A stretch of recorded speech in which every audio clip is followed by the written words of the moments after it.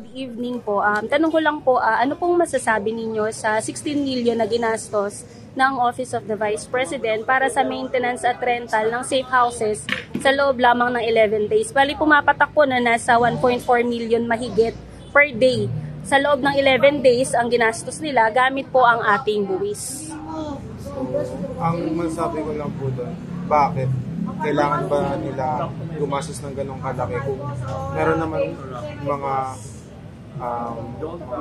marerenta ang mga bahay na hindi naman ganong kalaki ang presyo. Kumbaga, practical na lang mas naging practical na lang dapat sila sa paggastos ng pera since it's not their money naman eh.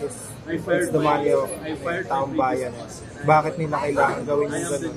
Hindi ba nila naisip yung maging consequences ng mga naging actions nila bago nila gawin? Ayan sir, mensahe nyo na lamang po sa Senado. Ang mensahe ko lang po sa Senado is simulan na nila yung impeachment trial ni Sara Duterte para malaman na kung may kasalanan ba talaga siya or wala.